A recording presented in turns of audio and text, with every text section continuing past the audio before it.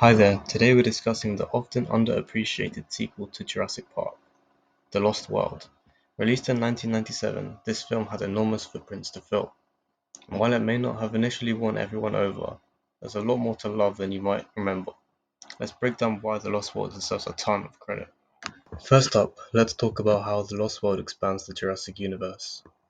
The Lost World sees us adventure through and discover Site B, or Isla Sorna. Instead of just another theme park gone wrong, we got to see dinosaurs in a more natural habitat and therefore exhibit more realistic behaviors. It raised new questions about InGen's operations and the ethics of creating these animals, as it turns out that Jurassic Park wasn't just a singular experiment but part of a much more complex operation. Isla Sorna was where InGen actually created and raised the dinosaurs before transporting them back to the park on Isla Nublar. This immediately raised questions about the scale of InGen's ambitions and the extent of their genetic experimentation. It also makes us wonder just how many secrets this company has. Site B also allows us to see a wider variety of dinosaurs in different stages of their life. We see herds, families, and predator-prey relationships that weren't possible in the more controlled environment of the original theme park. This adds depth to the dinosaurs' characters rather than just obstacles for the humans. As I said before, The Lost World gives us a deeper look into dinosaur behavior.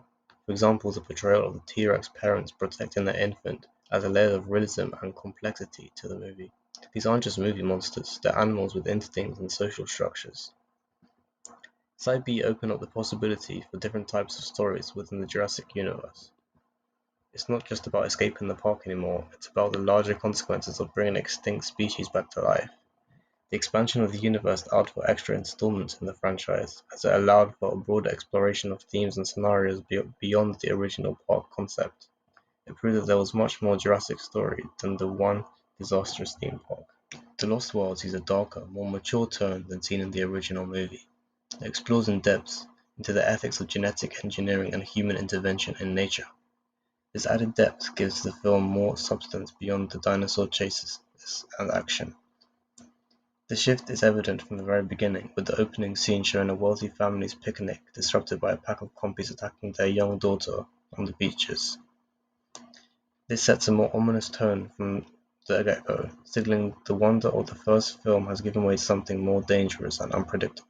During the movie, John Hammond now advocates for the dinosaurs' protection, highlighting the responsibility humans have towards the creatures they've brought back from extinction. This is contrasted sharply with InGen's new leadership under Peter Ludlow, who sees dinosaurs purely as assets to keep and exploit for profits. These themes seen in The Lost World elevate itself from a mere action-adventure sequel to a thought-provoking piece of science fiction that remains extremely relevant in our era of rapid technological advancement and environmental crisis. Now let's talk about some visual effects and action sequences. The special effects in The Lost World were a significant step up from the original. The Stegosaurus encounter was simply breathtaking. The raptors in the long grass was pure tension and terrified the audience. Spielberg and his team seamlessly blended CGI and practical effects to create dinosaurs that felt more real than ever. The RV scene where the T-Rexes topple half of the RV off the cliff is one of the most memorable sequences in the entire franchise, as it left us at the edge of our seats for the entirety of the scene. Now let's talk about some of the characters used in the film. We saw the return of Ian Malcolm. His expanded role allowed for more of that trademark wit and skepticism, providing a great counterpoint to the other characters. Then there was Sarah Harding, a strong, capable female lead who brought both brains and bravery to the team, and it was interesting to see her relationship and interactions with Malcolm. Now let's not forget Roland Tembo, a complex antagonist whose big game hunter background adds an interesting perspective on the dinosaurs. And his character is really interesting if you look at his background story. Over time, many fans have come to appreciate The Lost World more.